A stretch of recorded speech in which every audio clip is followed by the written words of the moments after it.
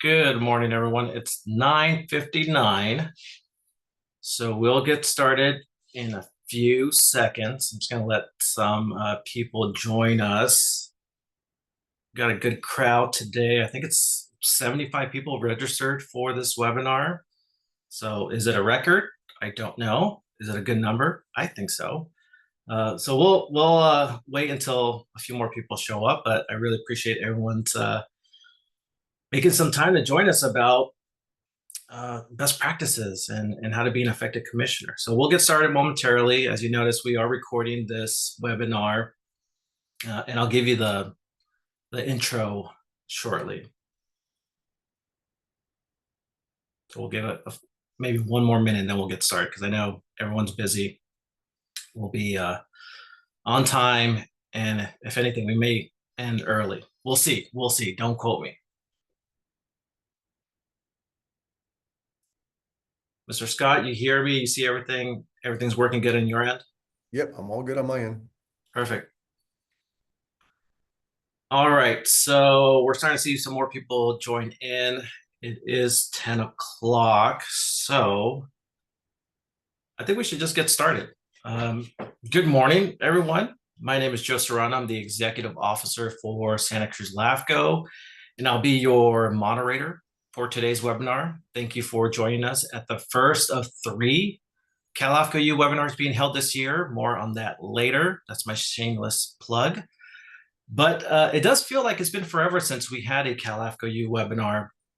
But as you know, CALAFCO is working hard on adding more value to the membership. And this is just one way of doing that. Plus, it doesn't hurt that it was free for CALAFCO members. But I digress. Now, this webinar focuses on how to be an effective commissioner. I'm happy to introduce Scott Carroll as our guest speaker. He is the general manager for the Costa Mesa Sanitary District in Orange County. He has a lot of experience with LAFCO, with commissioners, and dealing with his own board of directors. I met Mr. Scott during my time as a brand new analyst at Orange County many moons ago. I still remember my mentor and former EO, Joyce Crossway, explained the lay of the land regarding Orange County. It was a very Lions King moment when she explained our jurisdiction over the 34 cities and the 27 special districts and which ones to look out for. But more importantly, she identified local leaders to listen to, and Scott Carroll was one of them. So it's great to work with him today after, 10, 15 years. So before we begin, let's talk about expectations. For those that know me, I fear boring presentations. Some may say I'm even allergic to them, hence my weird sense of humor.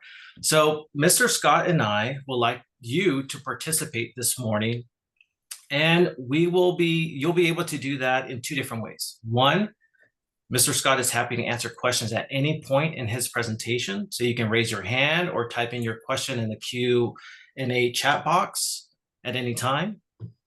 Either way, we will still have time at the end for the traditional Q&A. And 2, you will experience random pop quizzes throughout the session. Yes, this is an educational workshop and class is in session. There is no right or wrong answer, but it helps us gauge your thoughts about the webinar throughout the whole session. And it also lets us know if you're even paying attention. So I'm looking at you who's watching this while working at the same time. I see you. Here's your first pop quiz. As I mentioned, there's 75 people that registered for this webinar, and I just want to get a better understanding of who's joining us today. So you'll see a question pop up on your screen now. So I'm going to give you just 1 minute to answer this question. Who are you? Are you LAFCO staff? Are you a commissioner? Are you an associate member? Or you're just a LAFCO fanatic and you're just finding any excuse not to work for the next 2 hours?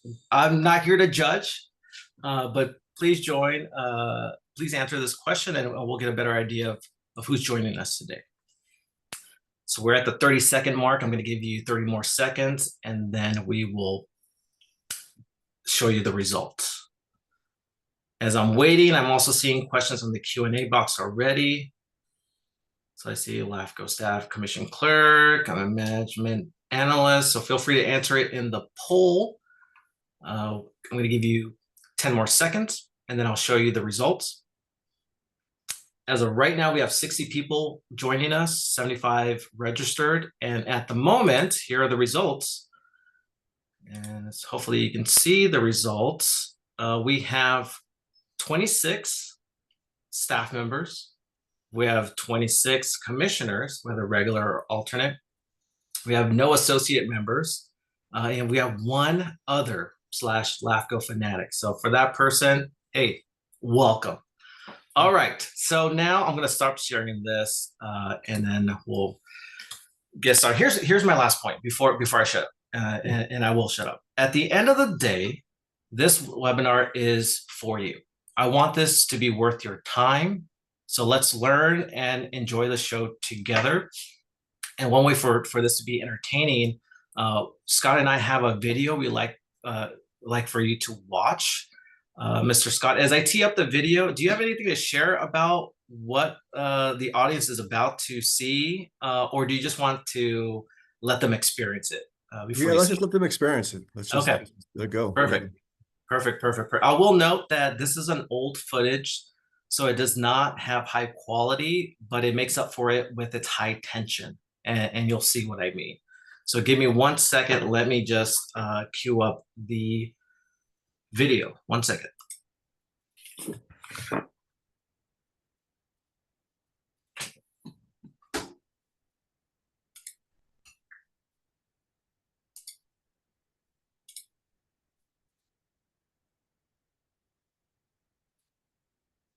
One second. Mr. Scott, can you see the video on your screen? Yes, we can see it. All right. Let me know if you can hear it. Next item, resolution determining trustee position vacant. I'll make that motion. Okay, motion made by trustee Ramirez-Salinsky.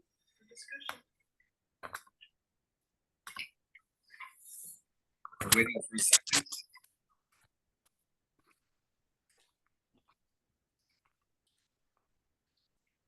Still waiting for a second. You ought to know you're not going to get one. Right. You already made your speech, and so we don't want to hear it again, to be real honest with you. Okay. You're not going to get a second. Dies for lack of second. Dies for. I understand, trustee Sigwell. How long are you gonna wait? I'm just asking a question. How long are you gonna wait?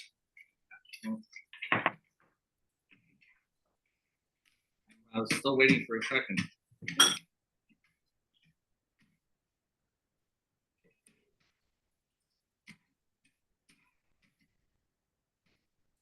Still waiting for a second. Attorney Rose, is there any time limit on how long you have to wait before a motion dies for lack of a second? Or are we gonna sit here till midnight? There's no time limit. The board has the right to make a motion as it does in all other instances. Is there any procedure that we can do to end this? And the waiting, you mean? Yes. Yes, end the waiting and move on. I'm glad you think this is funny. It I is. don't think Not it's funny. you. Yeah. He's laughing too. It's ridiculous is what it is. It's not funny, it's ridiculous. Yeah, if the board determines that the time limit for making a motion is done, someone can make a motion to determine that there has been no second and move on to the Okay. next item. I'll make that motion that there has been no second, ample time has been given, and it dies for lack of a second. I'll second. Thank you. Okay, Can I say something? no, because there was no second. They just had a second, so now. Well, they just, On a motion to move forward, not on the original motion. You can discuss the motion to move forward. yeah, Okay, I'll discuss the motion to move forward. I have to say, from all the emails I have received from many, many residents, and phone calls I have received from many, many residents that I am very disappointed in this board. That members of this board have attended many meetings talking about improving our image.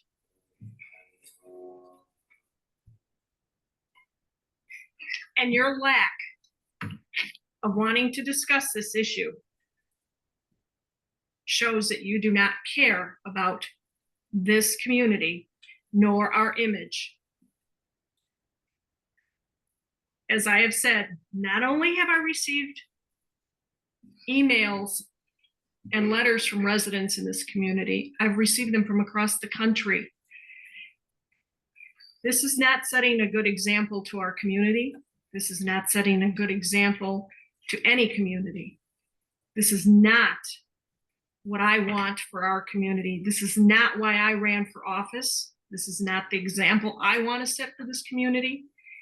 And I'm ashamed of this board because you're saying this is acceptable behavior in our community. And as President Sardo said, you are very much saying this is a sanctuary city for abuse. You know, I would just add to that, and you know, Call the question.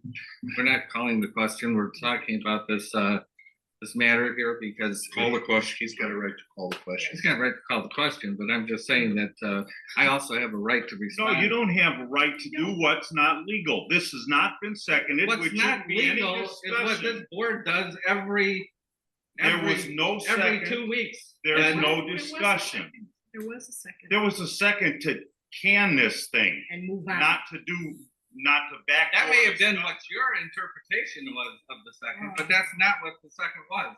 Really, I did Yes. the seconding and I seconded trustee Sigwald's motion to To move on. die for lack of a second, so we were moving on. So Yes. that's what the second was. The second was And we're not for an issue. discussing and- the lack of a second. We had discussion by trustee Ramirez Scholinski. We got our lecture. Now trustee Humfer called the question. He has every right to call the question. And Robert's Rules of Order is when you call the question, not- there is no more discussion. We're not You operating call the under vote. Robert's Rules of Order. Oh, because it's convenient to you now. No, because we have our own rules. Wait. Trustee Sardo is correct. We don't operate under Robert's rules, but our rules, Thank you. I'm sorry, President Sardo, but our rules do indicate that when you call the question, that issue is non-debatable. Right. It ends So you do discussion. have to, under your rules, call the, for the vote. The vote is to determine whether or not there's been sufficient debate on the issue of determining that there's been no second. Thank you for the clarification, Attorney Rose. The question's been called. It's just more of the same stuff. And they don't want to hear what other people have to say. No, no They debate. shut We don't off want the debate, do It's we, in okay this when town? they do it. and We when don't want nobody debate else in this does it, town. it's okay. Only when it suits certain people do we have debate in this town. Mhm. The question has been called. Yeah, the question has been called, all right. The question is, why are you people sitting on this board? That's the question. The question has been called. We need to take the vote. No, the question is, why are you people sitting on this board? Who do you represent in this community? That's the question. Who do you represent? I guess we're sitting on here to make sure you don't ramrod everything you want. Ramrod? Yes, Ramrod? absolutely. Ramrod? Absolutely. I really need to say No, you won't hate to say it. You won't say it. Go ahead, say it. No, I really hate to say this because you should be a person, especially a school teacher. Right, all right, call my who should- employment who into should question be now. concerned about the standards of this community. Bill, I've listened to your lectures all Oh, night. yeah, I We know spent you've an listened to hour my of lecture. tonight listening to you And lecture us. unfortunately, nothing ever sinks into any of you people. I think that we already are waiting for Corontar actions that you requested from the state's attorney. Yeah, don't worry, they will happen, believe me. So whether you guys Well, wanna Why wanna are take we care of being this, preempted or of- somebody else is going to do it, we could clean our own house as we ought to do, but oh no, not this town, not this board, not these people. If there was a I hope the recall voters out there are ordinance, you'd watching. be gone, Bill. I hope the That'd be voters end are of it. out there watching this, because they're gonna see what kind of representation they have on this board. If It there was is a recall, disgusting. And President It Sardo, is you'd be disgusting. gone, Bill. President Sardo, You're the gone, voters, Sardo. President gone. Sardo, President Sardo, the voters I'll take the also, 96-6 vote every day of the week. They also know of the double standard where your police report says you threatened to kill your wife. And this is misdemeanor now. I was Let's not move on. charged with anything, Move trustee on. Sidwell. That's all I was right. not charged, Move I was on. not charged with anything. The question's been called.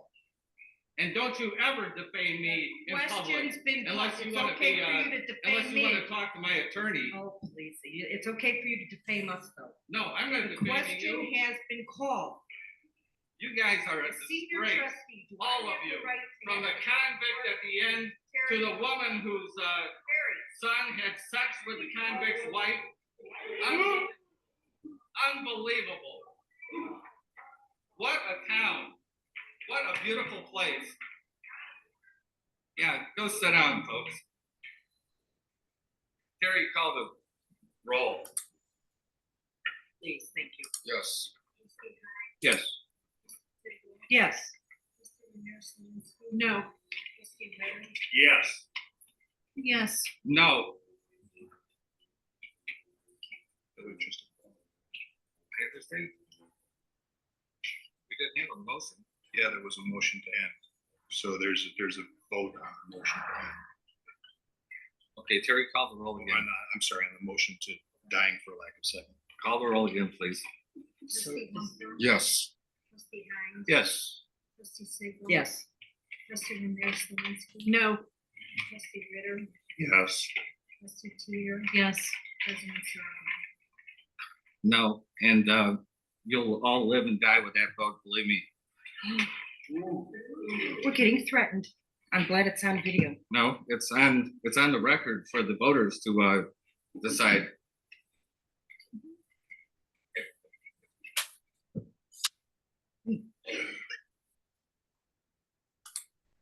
Holy moly. I think we got everyone's attention now. Yeah, I think so. Give me 1 second. Let me just put this back to the presentation. I'll let you guys gather yourselves after watching that that board meeting. Give me 1 second. All right. Mr. Scott, can you see the PowerPoint presentation? Yes, yes. And so I have control of it now. Give me 1 second. You should get full control. All right.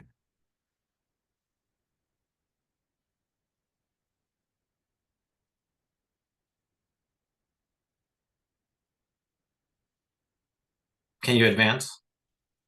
Not yet. No. There you go. We don't see you, Mr. Scott, just Oh, FYI. sorry. Sorry. Me.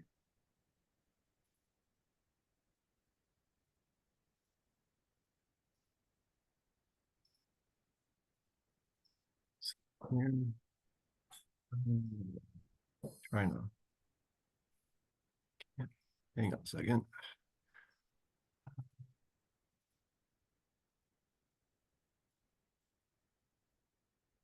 There you go. Okay. There we go. Good to go. All right. So we think control it. I think. Yes. So right now, Next item, resolution Oh, determining trustee position vacant. Don't know why it's starting. There we go. Okay. I'll make it. Technology here. All right. Motion made by yeah, trustee we still hear it in the Ramirez-Linsky. background. If you want to Yeah. open that tab and close Waiting that. for a second. I don't think anybody wants to watch Next that item. again. No, I know. I don't know why it's. Determining trustee position vacant. I don't know what to do now. Waiting for a second. Give me 1 second and see if I can. Okay.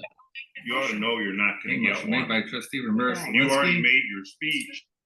There we go. So give me 1 second. Let me advance to your. There you go.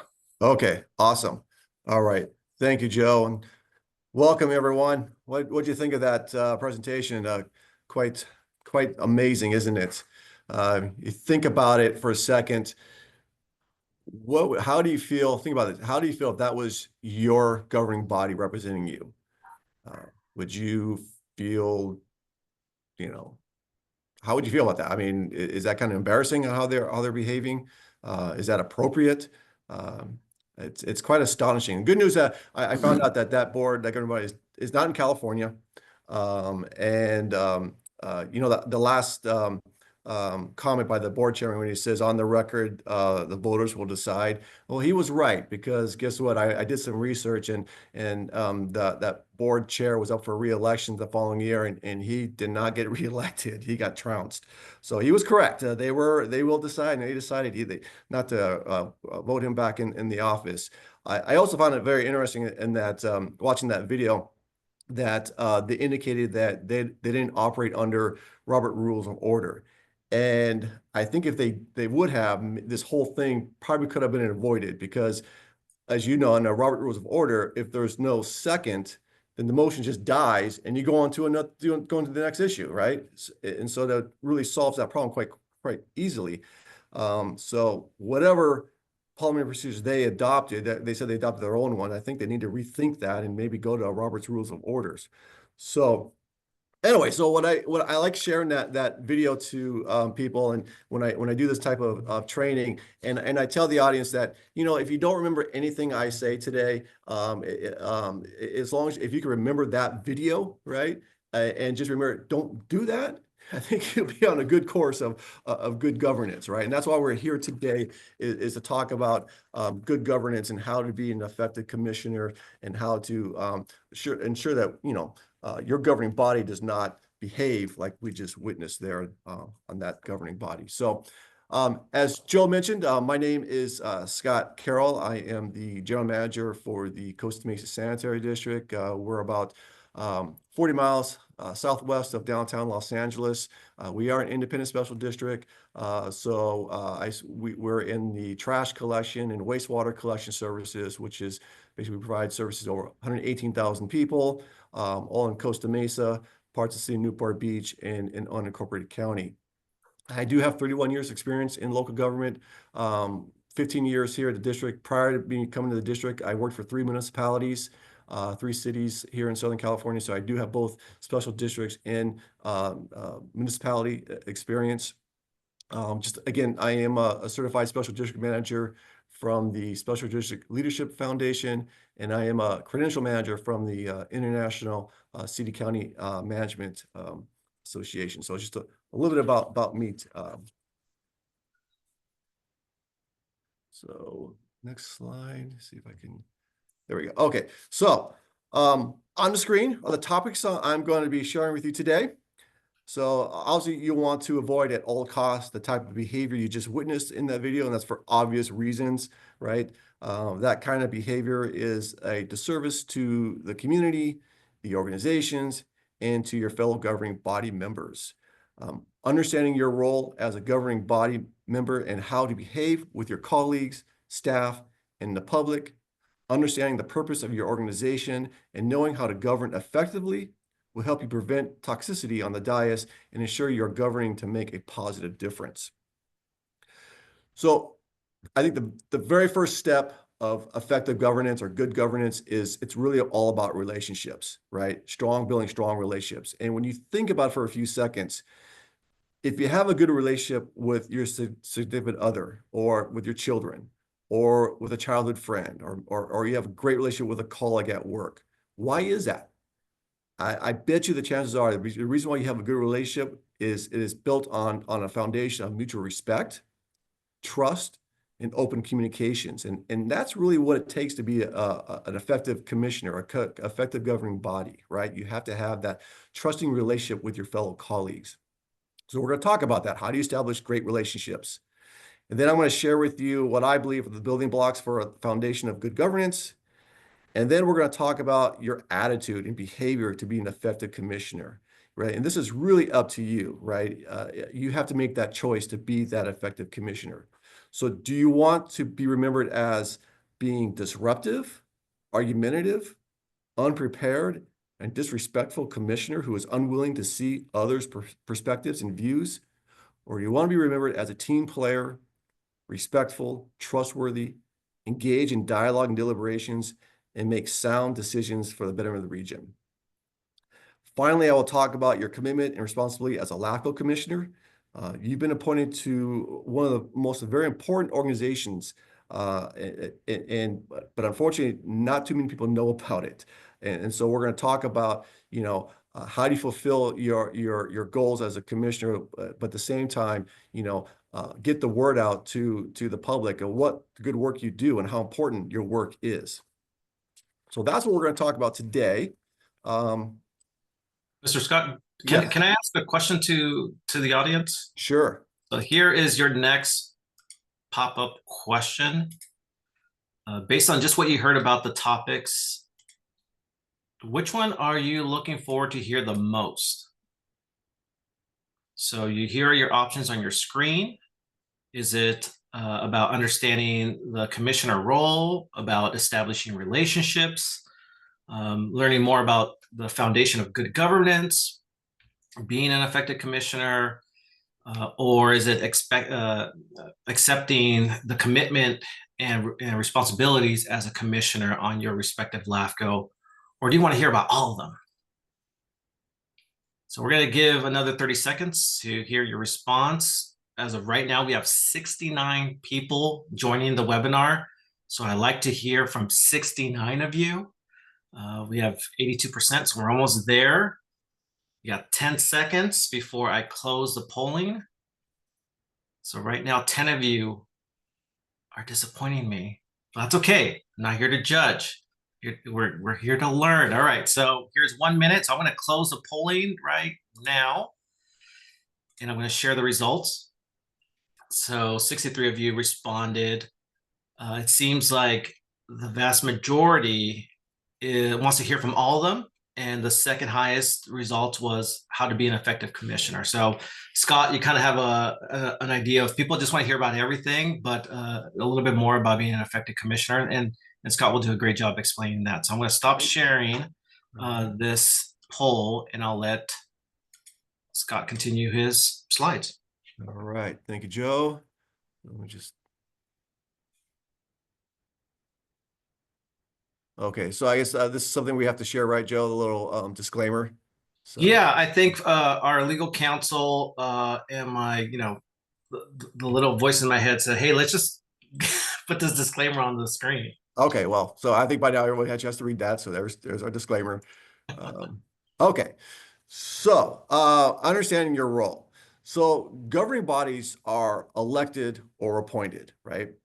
And as you know, LAFCO commissioners, they're appointed by their peers. The specific appointment process varies by county, but generally includes representatives from the County Board of Supervisors, the City Selection Committee, and an independent special districts. And then the public member serving on LAFCO is usually appointed by a LAFCO commissioners. Now, Joe, correct me if I'm wrong, but not all LAFCOs have special district representatives. Is that correct?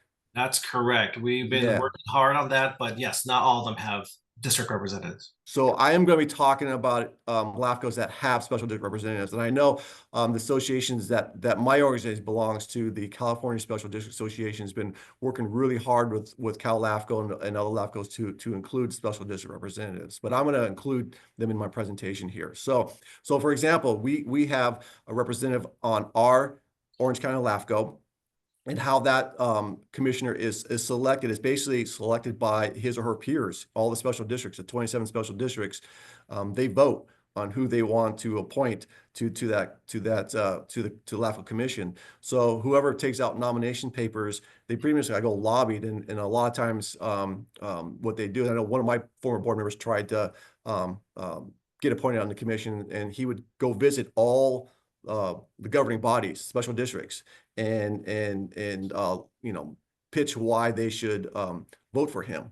And we had another special district doing that too. So it was a campaigning among each other. So that's very common here in Orange County.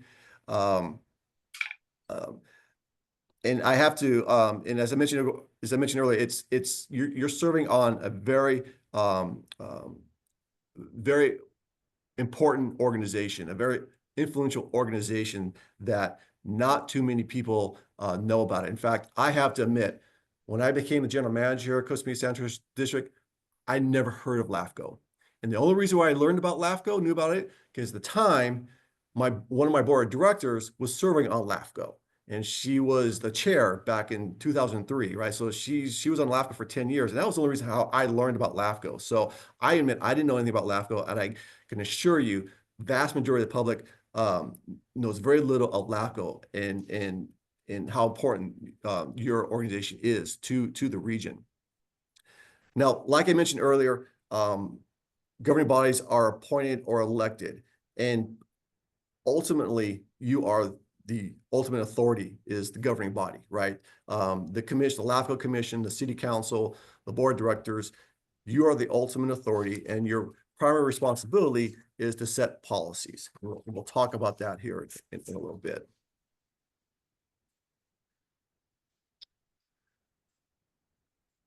So the most important step to good governance is understanding your agency's purpose and understanding your role to governing that purpose.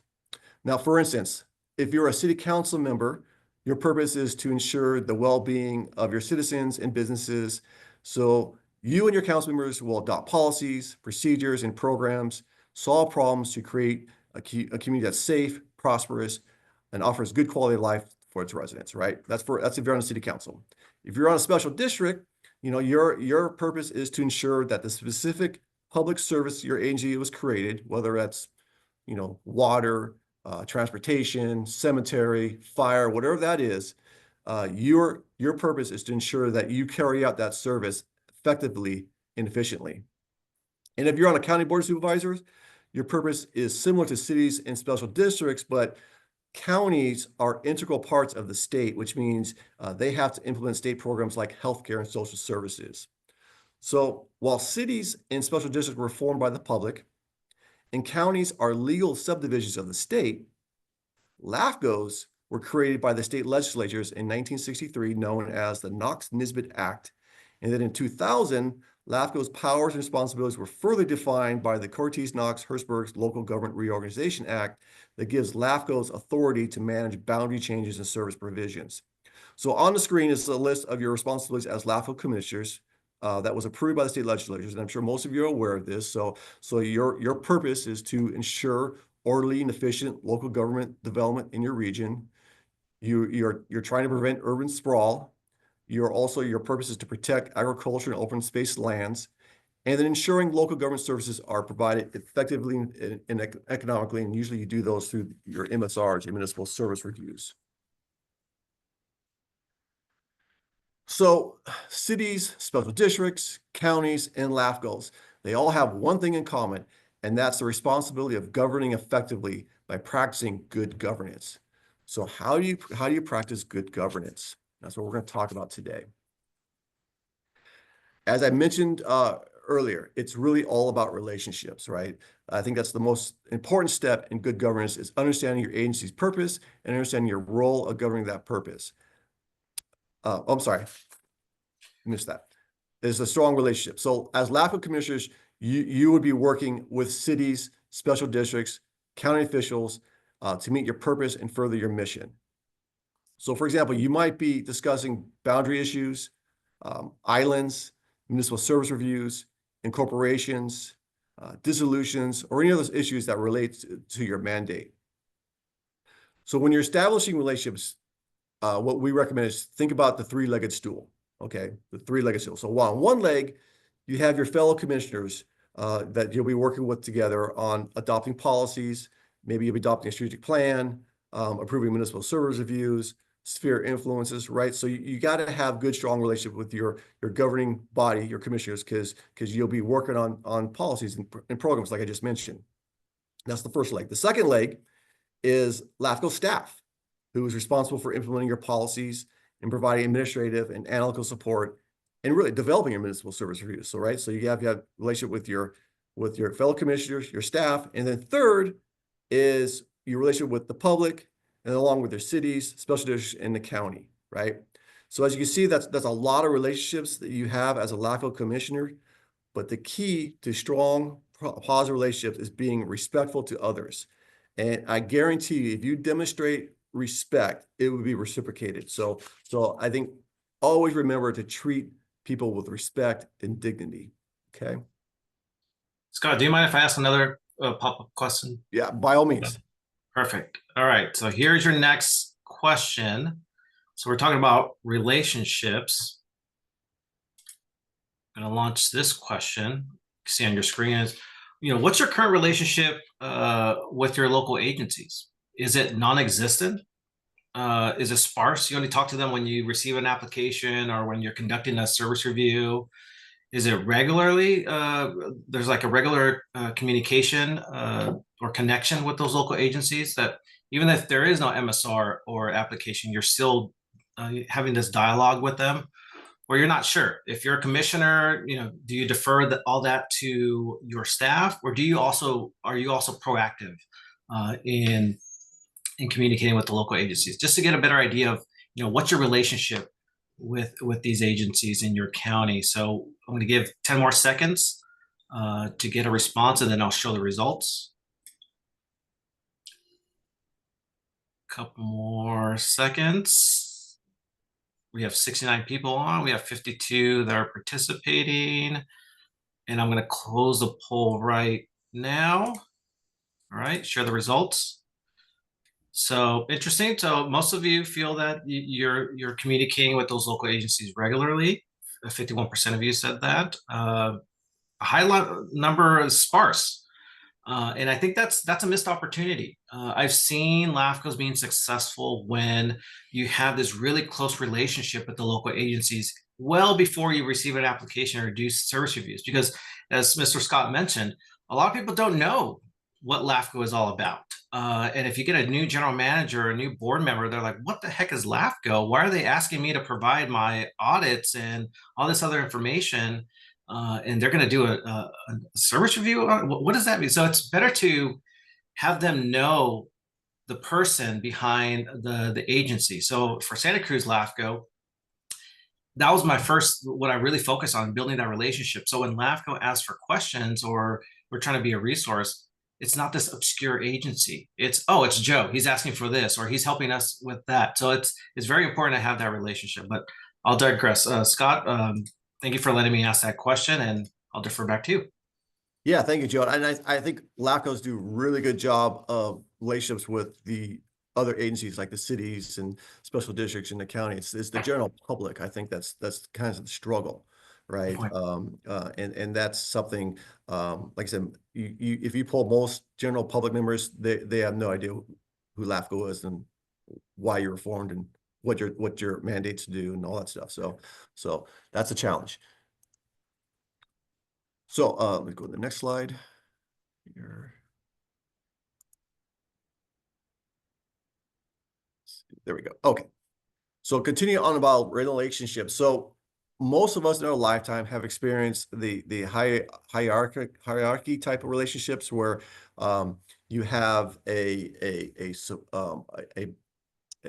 boss to subordinate type of relationship, or coach to player, or teacher to student, parent to child, right? Someone that has authority, and then there's someone below that authority that takes directions, right? There's consequences if the person below doesn't follow through on directions, right? That hierarchy type relationship. I mean, most of us in our lifetime have experienced that type of relationship. We continue to experience that kind of relationship. I think what's challenging for governing bodies is that you're not in a hierarchy relationship, you're horizontal relationships, right? You are meaning that everyone is the same, right? Everyone is equal. No one has authority over the other. Everyone gets one vote.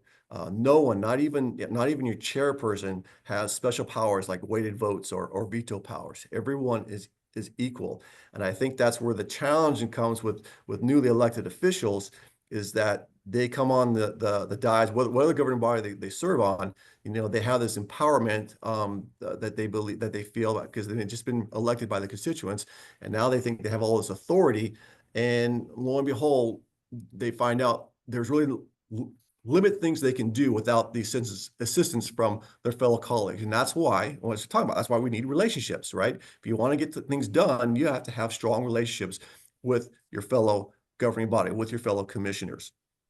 Remember, I know there's a lot elected officials on the commission, city council, county, might be county board of supervisors or special districts, board directors.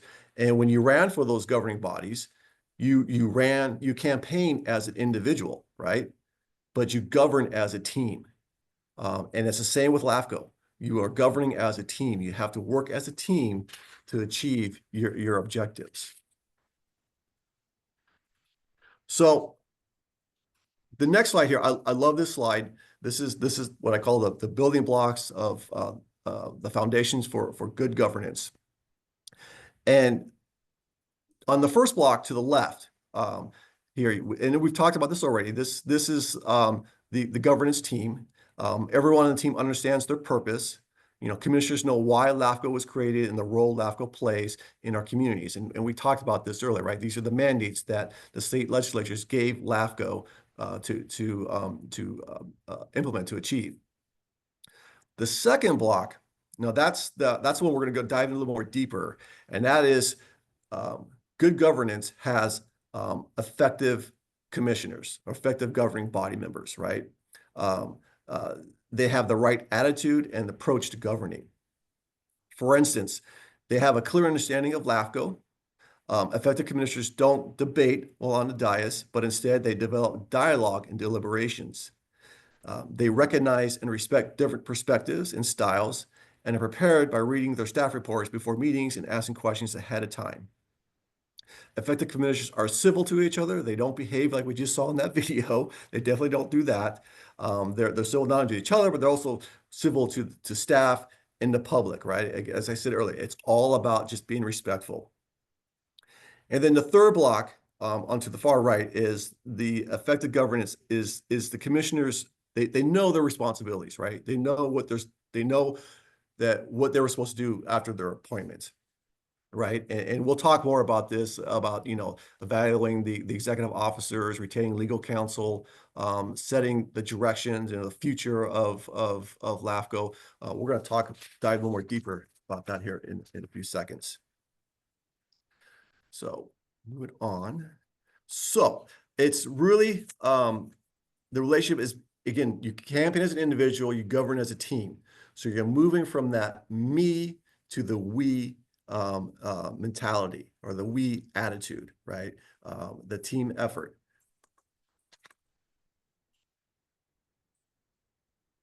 Mr. Scott, before you go to your next slide, you mentioned, so you're talking about relationships, and you mentioned earlier that when you first started as a general manager, you really didn't know much about LAFCO, but your board member was on the commission. She was a chair. Can you share with us, how did that relationship change or evolve over the years? Like, what's your relationship with OC LAFCO? How did that evolve? How did that get stronger in your perspective? If I don't want to put you on the spot, but I think it's important you bring a good perspective of you've been around for a while now, and OC LAFCO and your district have built a really good relationship, but it started from somewhere. Like, how did it continue to grow and evolve? Well, I think it's a combination of both. To have a strong relationship, it has to be mutual on both sides, right? So it started for me, attending LAFCO meetings, meeting with the executive officer, getting to know who all the players are in LAFCO and what they do and their responsibilities, and just staying connected, right? And staying connected on what's going on. And I think OC LAFCO does an extremely good job, at least on the special district side. I think they do all of the cities as well. As it's just keeping us informed, right? I know I continue to receive emails from OC LAFCO about upcoming agendas, budgets, anything changes in the dues. We'll talk about that later. They put out a nice newsletter that's very helpful. And then our special district representative on LAFCO, he will go out to every special district and during public comment sections at the board meetings, he'll just reintroduce himself and share with the board the role of LAFCO and any kind of specific actions LAFCO's taken, and just let our board know that, hey, he's here representing us, he's here to assist us. So I think our OC LAFCO just really does a really good job of just keeping that strong relationship with all all the agencies. Got it. Great. Thanks for sharing that. Yeah, sure. So moving on, to be effective commissioners. So next slides, I'm going to go a little deeper in the second block we talked about, that part of good governance is that having effective commissioners. And as I said this earlier, it's really up to you if you want to be an effective commissioner or not. You know, it's a choice that you really have to make. I do believe if you choose to be an effective commissioner, you will see positive results in your meetings, that they will run smoothly. Your goals will be achieved, and you will find you are meeting your purpose and why LAFCO was created. So I'm going to dive a little deeper on effective commissioners, and we're going to talk about having clear understanding why LAFCO was created. So next slide. Let's see. There we go. Thank you. Okay, so effective commissioners, they understand and embrace their role as commissioners, right? Your role as a commissioner is to establish a vision of what you want LAFCO to focus on the next 5-10 years, right? Maybe your vision is to incorporate, you know, all the islands in your region within 5 years, or you want to implement a shared services program, or you want to establish the next MSR schedule. You know, what is it that you envision? You want to take your LAFCO. Where's your vision? You want to take where you want your LAFCO to go in the next 5-10 years? As I mentioned, you know, the commissioners as the ultimate authority, so you adopt policies and you allow your staff to implement those policies. The commissioners do not get involved in the day-to-day stuff, right? So you stay out of the weeds. Let your staff handle the operations. You want to stay informed about issues facing LAFCO and your region, attending, you know, these seminars, sessions with CALAFCO. The annual conference is always fantastic because you want to network with your LAFCO commissioners from around the state. Attend local associations as well. Like I said, you know, some of you are city council members, so I'm sure you attend the League of Cities or Cal Cities. Here in Orange County, the cities have the associations of California cities of Orange County. And then in special districts, we have what's called the Independent Special Districts of Orange County, and they meet on a quarterly basis. So all the special districts come together, we meet on a quarterly basis, and we talk about not only LAFCO issues, but special district issues. If you have any questions, you know, and you don't know the answers, you need to obtain that more information. Effective commissioners will go to their staff, and don't be afraid to ask questions or more information from your staff, because, you know, they are obligated to provide that information to you, to get all the facts and information you need so you can make a sound decision.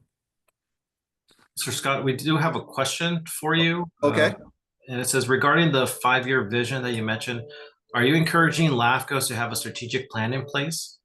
Yes, in fact, Orange County LAFCO has one. In fact, if you go on OC LAFCO's website, they have strategic plan. So yes, I am encouraging. We're going to talk about that later. Yes, you should have strategic plan on because, and I'll talk about this later. What's great about strategic plan is that it gives your staff a vision on where to help you get where you want to go. It allows staff to stay the course on what they need to do, right? It gives them direction. So I think a strategic plan is very important for LAFCO to implement. It doesn't have to be a huge document like some cities have, or even, you know, like my district has a pretty big strategic plan, but it has to, you know, you have to have a vision and set some goals for your staff or what you want them to achieve. So definitely consider that. We'll talk more about that here in a few minutes. And Mr. Scott, before we continue, I have one more polling question to ask the audience. Sure. And so we just talked about relationships and understanding LAFCO's role. So my question for the audience is, this is specifically for the commissioners. Did you receive a LAFCO 101 before you were seated on the commission? And your options is yes, but I didn't get it or felt prepared after that LAFCO 101, and then your third option is no. What some LAFCOs get an orientation before you get on the commission. So let's see your responses to that, because I think that's important. As Mr. Scott mentioned about the vision of LAFCO, if you're brand new to the commission, you don't have that historical knowledge. And I've heard from my commissioners in Santa Cruz County that it took them a couple of years to really get LAFCO. And so that kind of hit me hard. I was like, okay, when I do these LAFCO 101s for new commissioners, I want to make sure that they get it and they have an understanding of what was completed and what's in the horizon. So we have 5 more seconds to hear from our commissioners. Did you receive a LAFCO 101? So I'm going to end the poll and share the results. So 20 of you said yes. 14 of you said no. So that's a high number. And 4 of you said yes, but you still didn't feel prepared or get it. So that's something to share with our LAFCO staff. There's always areas of improvement. So this is something that I think LAFCO 101s should be implemented or considered to be part of the introduction to new commissioners or even seasoned vets. We always, it's good to have a refresher. So I'm going to stop sharing. And Mr. Scott, thanks for letting me ask that. Yeah, definitely. Great. Good stuff. All right, let's go to the next slide. Okay. So I hear this all the time, that when we're on the dais, we debate the issues. All right. I hear this from elected officials. We debate the issues on the dais. And I'd have to disagree with that. Effective commissioners do not debate, right? They create dialogue deliberations. So when you think about it, when you're debating, right, what is debate about? Debating is you're trying to convince someone to agree with your argument, right? When you look at debate teams, right? There's always winners or losers, like the presidential debate. Who won, who lost, right? There's always picking sides, winning and losing. Well, you're not supposed to be winning or losing. That's not what you're trying to do in a diet. You're not supposed to win or lose, right? You're trying to deliberate. Dialogue and deliberation is about asking questions, right? You're on a diet, you listen, you empathize, you share a perspective, and if needed, you require additional information, okay? Dialogue focuses on building relationships and fostering mutual understanding, while deliberation emphasizes examining options and making informed decisions, right? You obtain all the facts and information you need to make sound decisions, right? You're not debating the issue. You're not saying I'm right, you're wrong. You want to ask questions. You want to get all the information you need. You want to engage with your commissioner so you can make a good decision. So the next slide, I really like the next slide because I think this really brings it home on distinguishing the difference between debate and dialogue deliberations. So here on a column is statements from debates, and on the right are statements of dialogue. And I want to go from left to right, and you see if you can hear the difference. So like if you're debating, here's debating is like you're assuming that there is a right answer and you have it, versus assuming others have pieces of the answers and together you can craft solutions, right? Debate, combative. Participants attempts to prove the other side is wrong, versus dialogue deliberations, collaborative. Participants work together towards common understanding. Again, debate about winning, right? Or about exploring common good, right? Debate, listening to find flaws, make counter arguments, versus listening to understand, find meaning in agreement. Defending assumptions as truths versus revealing assumptions for reevaluation, right? Critiquing the other side's positions versus re-examining all positions. Defending one's own view against those of others versus admitting the others' thinking can improve on one's own. Searching for flaws and weaknesses in other positions versus searching for strengths and value in others' positions. And finally, seeking conclusions or vote that ratifies your position versus discovering new options, not seeking closures. Can you hear the difference? It's a huge difference, right? And so you want to get away from debating. You want to dialogue and deliberate. But when you dialogue and deliberate, you will have more effective results. Okay. So next slide. So this is obvious, right? Promote and practice civility, right? As we saw the video, that's a classic example of what we don't want to do. It's obviously they do not promote or practice civility. And I heard that video they watched. That's not the first time that they behaved like that. It was very common for that governing body. And obviously, you do not want to do that. So practicing civility is what I said earlier is about being respectful.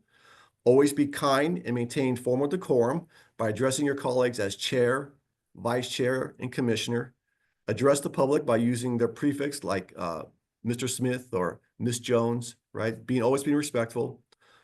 Avoid surprising staff with gotcha questions. You know what that is? Gotcha questions. Those are questions where you're trying to purposely make staff slip up, right? Or make them look bad. And I don't know why sometimes elected officials like doing that, but you don't want to do that, all right?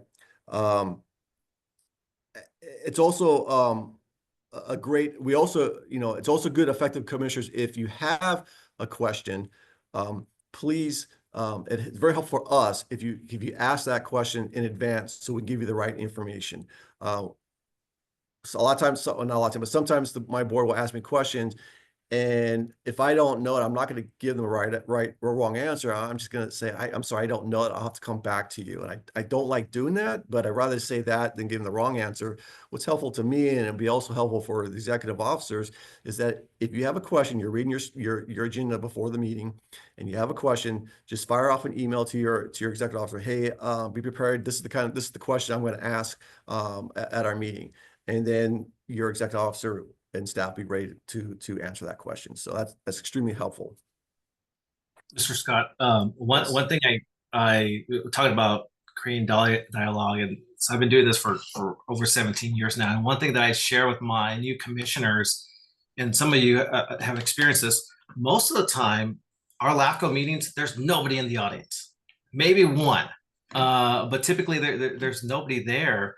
And I tell my new commissioners always, and I phrase it as, you're elected officials, you already know this, but always act like you're being recorded or there's a full audience, because there's a difference when there's no one around, and then when there's people in the audience. And some commissioners, I've seen it where they act differently, and to me, I'm like, we need consistency. So having good civility practices and just interacting with each other, no matter if there's nobody in the audience or a full crowd, that to me, that shows camaraderie. And we don't, and I've seen commissioners, they don't have to agree on everything, but they're very cordial. And I think to me, I'm like, that helps staff out, because the last thing I want to do is, I'm worried about this commissioner putting me on the spot, because I know that this person likes to do that for staff. So when you have that better relationship with your commissioners and letting them know, like, let's be consistent, that makes a huge difference. Because then when we do have a controversial item on the agenda and we have a full crowd with its, standing room only, I know that my commission is going to act the same way, because they built that type of relationship with one another, and that kind of a practice. So that's something that I share with my new commissioners. So use that if you as you may. Joe, do you record your commission meetings at all? Yeah. So one of the silver linings of the whole pandemic is we've adopted a hybrid model. So Okay. Since 2020 to now, we record all our meetings. Great. And we upload the videos of the recordings on our YouTube channel, which YouTube is free. So instead of using your website, just open a YouTube account and save your videos there. But yes, so we record. So my commissioners are used to that now. Yeah, that's great practice. I know most cities do that. Obviously, they get a lot more participants in their city council meetings. A lot more public comment, and a lot of the cities have live streaming of their meetings. We do it too at my district, and like you, we don't get anyone in the audience, but we still live stream our meetings just to make it more convenient for the members of our public, and then we record it and put it on our website. But you're right, we don't get a lot of members of the public in our meetings, but by having them recording their meetings, you know, they know, hey, they need to be on their best behavior. You know, when the mic's on, you know, oh, they got to watch what they say, you know, because it's going to be recorded. So that's also a good practice. I know more and more special districts are doing, not all special districts do it. They're slowly coming around. More are doing it, which is good. But I know vast majority of the cities do it. So that's good practice. Very good. Okay, let's move on to the next slide. There we go. Okay. So effective commissioners, they honor the relationships with staff and each other. They understand their role as policymakers, and staff's role is to implement those policies. Effective commissioners accept the realization that you may disagree on the issues, but you respect all point of views, as Joe mentioned earlier. You know, you might not see eye to eye on certain issues, and that's okay. That's good governance. You don't always have to have a unanimous decision on the dais. I remember I was talking to one of my fellow GMs, and he was saying, I have to have a 5-0. I'm always striving to get a 5-0. I want a 5-0. I need a 5-0. And I had to push back a little bit. And I said, that's not our role as a general manager. It's not our role as for executive officers to get, you know, the 6-0, 7-0s or unanimous decisions. Yes, those are nice. We like them. Those are great, but that's not the ultimate goal. And I told you, if you have a 3-2 vote, and as long as the discussion was civil, respectful, they were engaging, they were asking questions, you know, sometimes they're going to have the agree to disagree, and that's fine. And at 3-2, that is good governance. That they hashed it out. They just didn't agree on all the, it wasn't unanimous. They don't agree, but it's good governance. Now, here is the most important part. When that losing, if you're on the losing end of that vote, you do not want the commissioners or elected body, you do not want to go on social media and talk bad about your colleagues on the decision they made, right? You don't want to say, oh, I can't believe that decision they made. It was the worst decision that board's ever made, right? You don't want to say that on social media. You don't want to say any comments to your constituents or to your public. You just move on. I had a board member. He was fantastic. Unfortunately, he's not on my board member because he moved out of the district, so he couldn't run for re-election again. And he was always on the losing end. He did not see eye to eye with the majority of my board members. And a lot of times there were 4-1 votes. But what made him so good and what made him so effective is that he asked staff a lot of questions. He let the board know his position and why that position was. He was respectful to the other board members. He asked questions, he engaged, and after the vote was done, boom, he moved on to the next issue. Case closed, didn't discuss it, didn't bring it up at all again. Done. Never brought it up. He was fantastic. I mean, he was great. And that, to me, that is effective governance, right? That's how governance works. So if you don't get a unanimous decision, it doesn't mean you didn't do your job. That's not the case. So don't worry about having unanimous decisions. Like I said, good governance is about listening to everyone's positions or perspectives. You're asking questions. You're engaging with your fellow commissioners in a respectful tone. There's no yelling or rudeness behavior. There's no disrespectful facial expression like rolling your eyes, right? Everything is all about respect. You might want to consider code of conduct policy to hold, you know, your rogue commissioners or your commissioners that aren't following procedures. The policy could identify a type of action the commissioners can take against an uncivil commissioner, like you could remove him or her from traveling like to CALAFCO's conferences. You can censor the commissioner. Now, the one thing the LAFCO has that cities and special districts and the counties don't have, it's much easier to remove a commissioner than it is for one of our boards, right? In fact, the key provisions in the Cortez-Knox-Herzberg Act states any member may be removed at any time and without cause by the body appointing that member, right? So if that member is misbehaving and you know, being uncivil, that member can easily be removed by the appointing member of you know, if it's a special district or a city. Where vice versa, to try to remove a board of director or try to remove a city council member takes a quo warranto, a lot more expensive, a longer process. There has to be some kind of violation of law for someone to be removed. A little easier to remove commissioners from the commission if they're uncivil on the commission. And Scott, can I add one more thing on that point? Yeah, absolutely. Santa Cruz LAFCO also has a policy where on the flip side, if we have a commissioner that was appointed, let's say a special district, and they don't attend the commission meetings, we have a policy where it says if they miss 2 consecutive unexcused absences, then the commission and the independent special district committee selection committee can remove them. And we had a situation somewhat recently where we had to use that policy, and that fortunately that commissioner, apologized and realized that, oh, I can't just kind of cruise this. I need to actually be present. Yeah. So that's another thing of being an effective commissioner, just showing up Yeah. to the meetings. And so we have a policy, and I don't know if other LAFCOs do, but that's, again, we just kind of, it wasn't a threat, but it was just like, hey, we need to have a full board to make these decisions. And if you are too busy, we can get someone else that can participate. And that kind of triggered their thought of, oh, okay, I need to go to the meetings. And it's worked out ever since. Yeah, that's nice to have in your back pocket. We can't do that for board or city councils. I know. I think if an elected official did not start showing up to a city council or a board directors meeting, yes, then you could probably state that the person is not fulfilling the office that he or she were elected to, and there's some procedures. But again, it's lengthy and expensive. It's not as simple as a LAFCO's process. So that's good to have. Yeah, it's nice. Okay, let's see. Let's move on to the next slide, please. Sure. Thank you. All right. So as I mentioned earlier, it's about being a team player. You're moving from a me to a we mentality. That team mentality must include your executive officer as part of that team, right? The executive officer and his or her staff is going to present to you all the facts and information you need to make a decisions.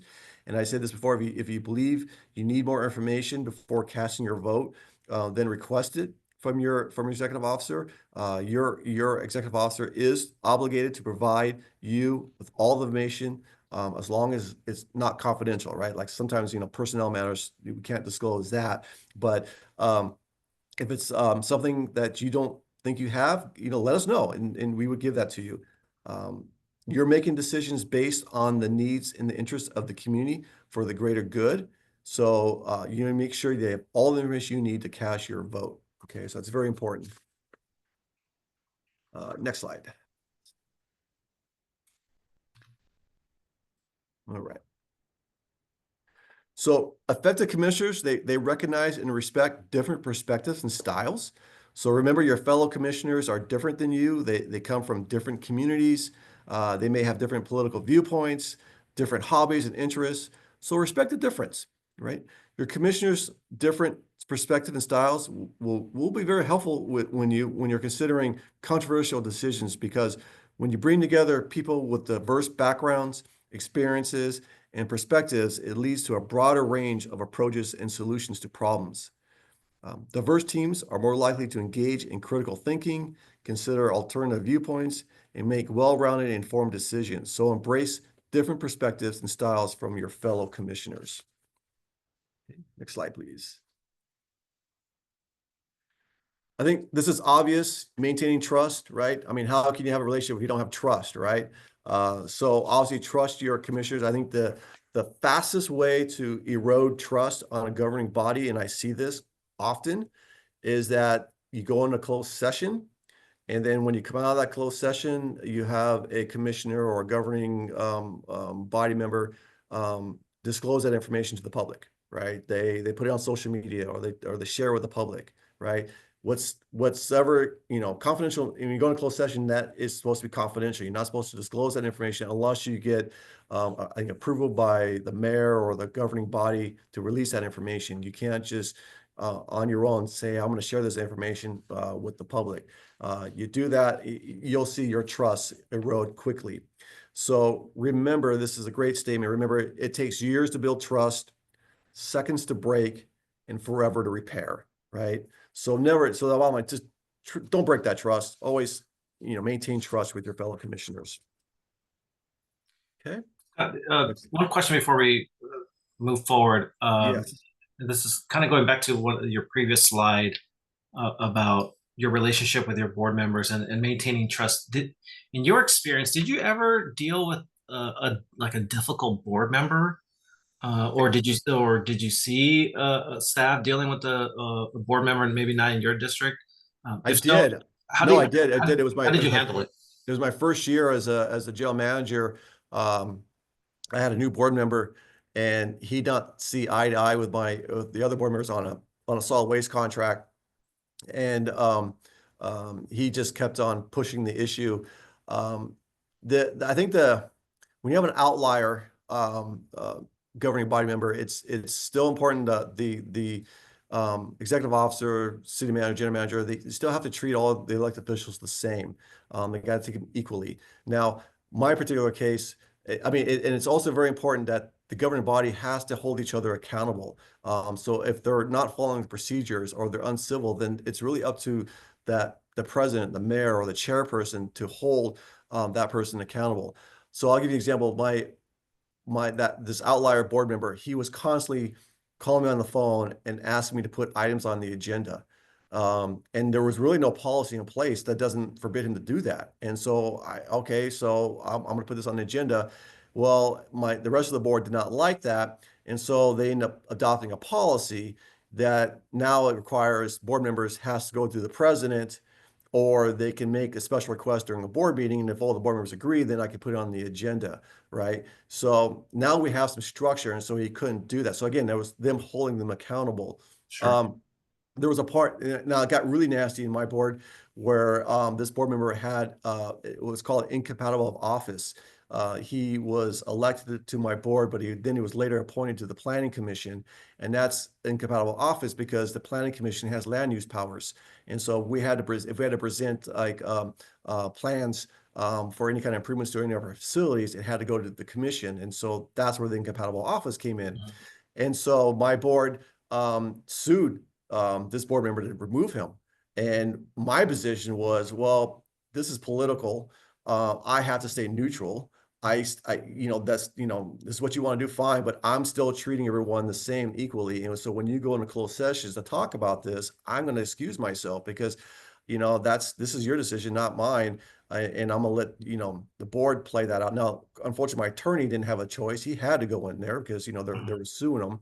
But that's, again, my demonstration in treating everyone equally the same. And the long story short, the board was successful in removing him. The way the quo warranto process works, you go to the attorney general's office and you ask, you produce your case, hey, we want to represent you in Superior Court to remove this board member as quo warranto. The attorney general say yes or no. In this case, it was Kamala Harris, who said yes, you have quo warranto, and so we were going to prepare the movement in court, and he resigned because he just couldn't fight it. So that's one of the lengthy process I was telling you earlier, how we can remove a board member. It's very expensive and very lengthy. Unlike, LAFCO commissioner, you can just remove them based on the selection committee. So again, my recommendation is just treat your elected officials, everyone the same, everyone equally. So, and hopefully your board member, or I'm sorry, your president or chairperson will hold that person accountable. Now, if they don't, it makes your job a lot harder. It really does. It just got to just treat everyone the same. Great. Well, thanks for sharing that. Yeah. Thank you. Good stuff. All right. Let's go on the next slide, please. Okay. So this is what I was talking about, hold themselves accountable, right? We just talked about that. We operate ethically with integrity, meaning that they tell the truth. Goals like strategic goals, they're not put on the shelf to collect dust. Instead, effective commissioners will routinely check on the progress being made to achieve those goals. And if needed, they will provide resources to staff to ensure the goals are met. Effective commissioners, they celebrate successes. So one thing you can consider is preparing and disseminate a year-on report describing all of the accomplishments. In fact, if you don't mind, Joe, I'm gonna, if I can share it, I'm gonna show you how we do it in our district. Go ahead. You should be able to Okay. share something on your screen. Find it. See,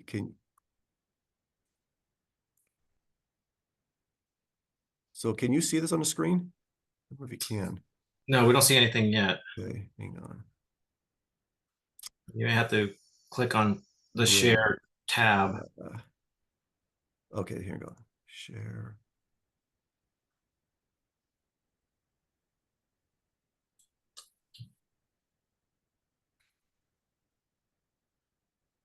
Can you see that now? No, we still don't see it. Yeah, I don't know. My technology savvy is not there. All right. So anyways, we have on our website, let me go back. We have on our website, let me try to get out of this. And what we can do, Scott, after this, and this is one of the questions that we saw in the Q&A box. After this session, we will have the recording available for the CALAFCO members, as well as a copy of this presentation. And we can include, links or copies of those documents that you wanted to share with this group. Yeah. So we do a year-end report and it just shares with the board all the accomplishments we made in the past year. It's great. It's a great document because they can share it with their constituents and saying, hey, look what we did this past year. And then it also gives staff a sense of pride, right? Look, when you look at the document, I'm always amazed of what we achieve. I have a considerably small staff, only about 25 employees.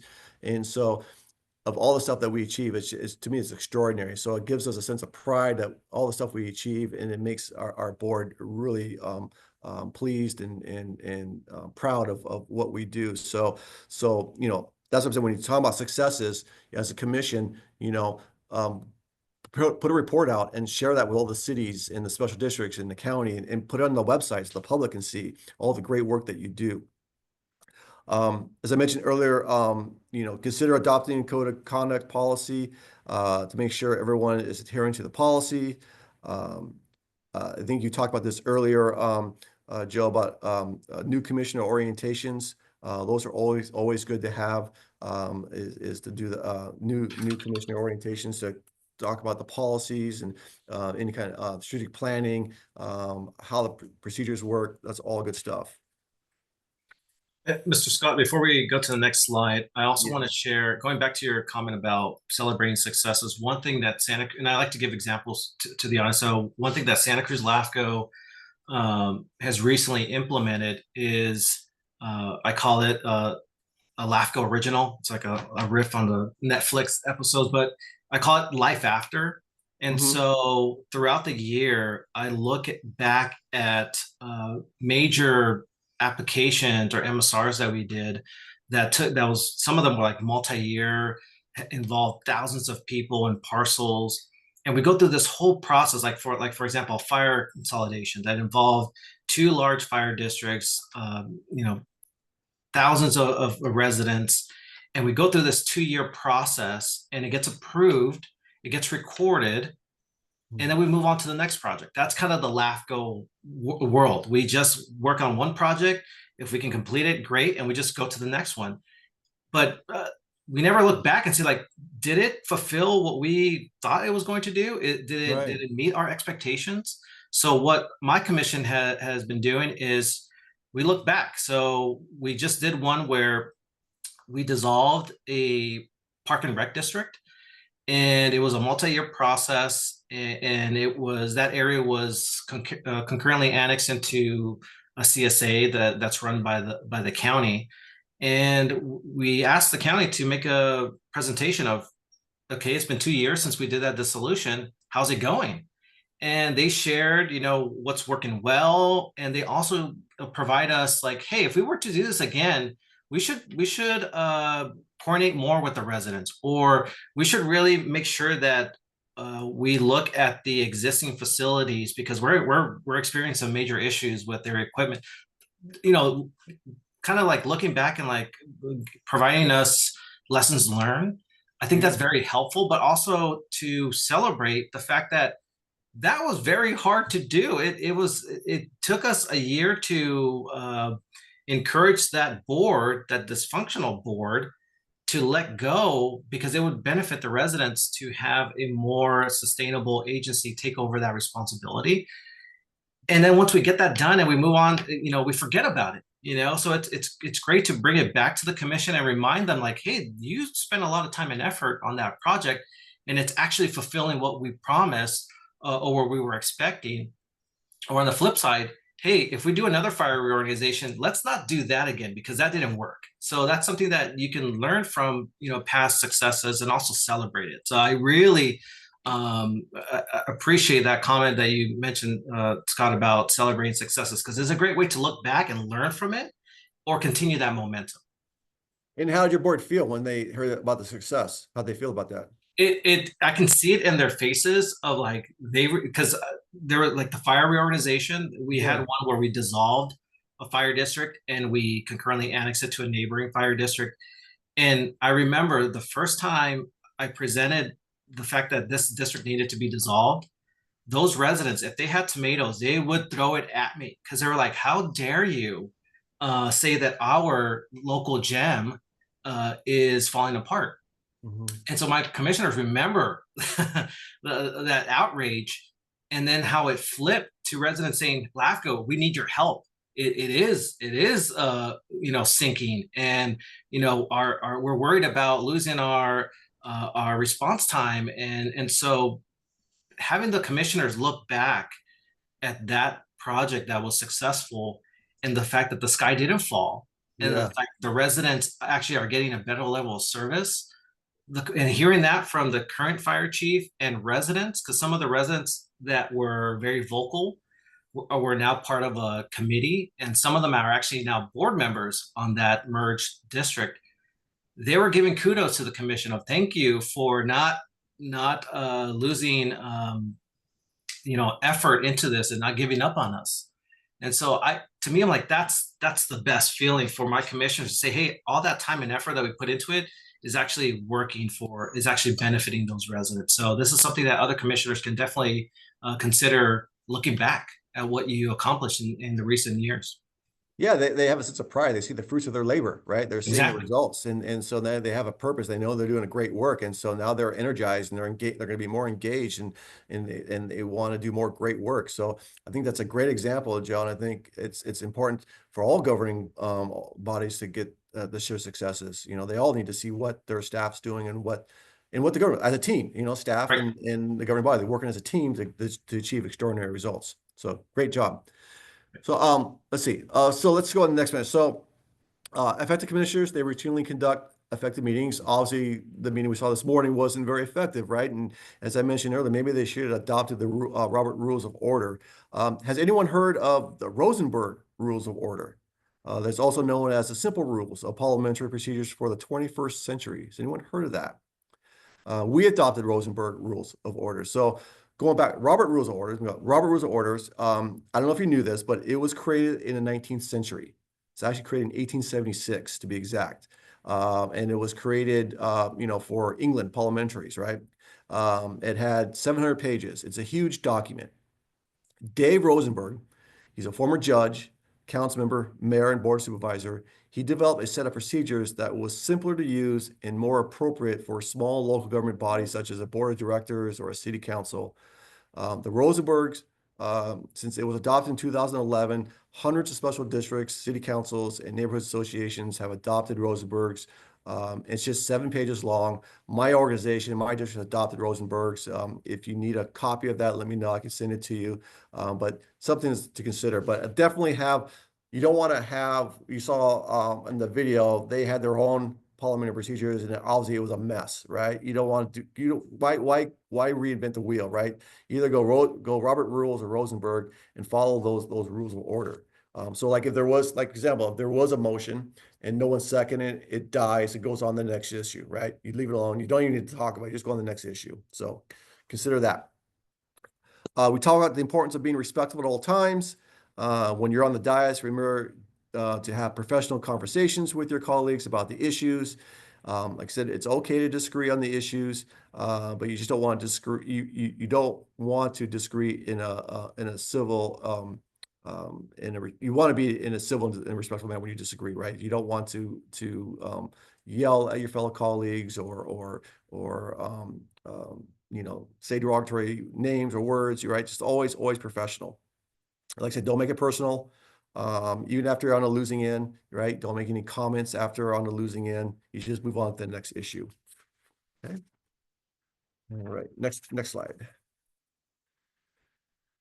So I think effective commissioners, they're always learning. Even executive officers, general managers, city managers, we're always learning. We're on top of our professions. We're lifelong learners. So practice that. Practice being a lifelong learner.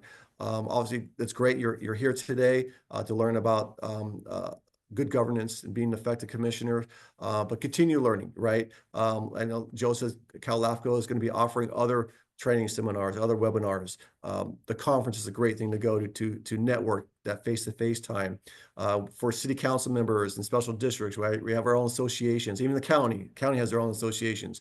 Go to those conferences or those regional networking opportunities to just stay connected, stay informed, and just continue learning, right? Never stop learning. Practice lifelong learning. Okay, next slide. So that's everything about effective commissioners. Any questions before I move on? Any questions in the queue, Joe? Let me see. We do have some questions, but I think we'll wait until the end for those and some comments. Fair enough. Fair enough. All right. So I'm going to talk about now the responsibilities as a LAFCO commissioner. So one of your primary responsibilities for a governing body is to have the vision for the future. As we talked about that earlier, right? You know your purpose that was mandated by the state legislature. Now envision what you want your region to look like 5 to 10 years while you're fulfilling your mandate. So understand the trends. So for example, how is your LAFCO going to prevent urban sprawl, which is one of your mandates, when the state is pushing so hard on cities to address affordable housing? So how are you going to deal with that, right? So know what the trends are. Next slide, please. So the question was, should LAFCOs adopt a strategic plan? And I said yes. And this is kind of a quick overview of doing a strategic plan. If you're on a city council or board of directors, this is very familiar to you. You know how this is done. Generally, you want to get the public involved as well. First is the vision, right? Like I mentioned, where you want to take the organizations. You'll establish a vision statement, and I highly recommend that when you adopt the vision statement, make it simple. It should be just one sentence long. I've seen organizations where they have visions and mission statements where they're a couple sentences long or a couple paragraphs long, and I guarantee if you ask your staff, can you name our mission? They won't. Not if it's that long. It has to be one sentence. Like for us, our vision is leading a community that is free from solid waste and wastewater pollution, right? The mission is why you exist. You know why you exist. You were created by the state legislatures, but you should still create some type of mission for your organization. Again, keep it simple. For my mission, to protect the public health and the environment for current and future generations. And I guarantee all my staff know that. If you ask any of my staff, they know the mission statement because it's simple, easy to understand, right? So just remember to keep it simple, right? Your values, that's what you believe in, right? What do you believe in? Do you believe in open transparency? Do you believe in fiduciary responsibilities, respectful, teamwork, professional development? What is it that you believe in? And then I would highly recommend that you list that core values in your organizations and your documents so that your staff sees that all the time and they understand the values. Your commissioners see that. So have that posted somewhere where you can see it all the time. Your objectives, these are your priorities that guide you and your staff to achieving your vision.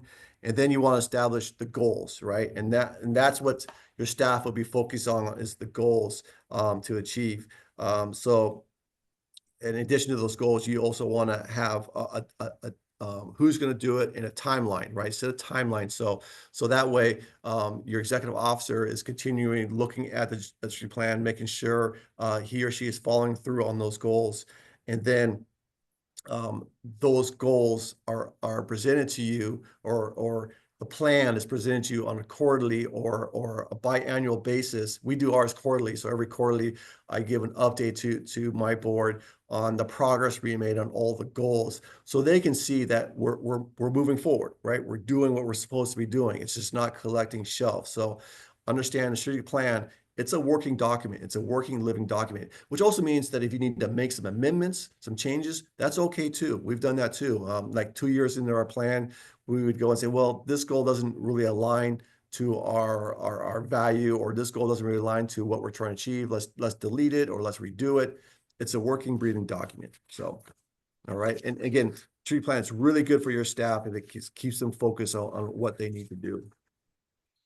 And Scott, I Yes. think that leads to our next question. For Okay. those that thought that we didn't have any more polling questions, we have another one for you. So the question is, does your LAFCO adopt a multi-year work plan? Now that can vary, but do you have like a strategic plan, some type of document that you refer to on projects that are coming up in the near future? So your options is yes, but we do not refer to it on a regular or quarterly basis, or no, LAFCOs adopt long-term strategic plans. So let's see what the results are. And while I'm going to give 30 more seconds to answer this question, we have 69 people on the webinar, so I want to get a good amount of participation. But as I'm waiting for the results, one thing that Santa Cruz LAFCO does is we adopt a multi-year work plan so that we know when all these service reviews are going to be conducted. So Santa Cruz County has 80 local agencies that fall under our purview.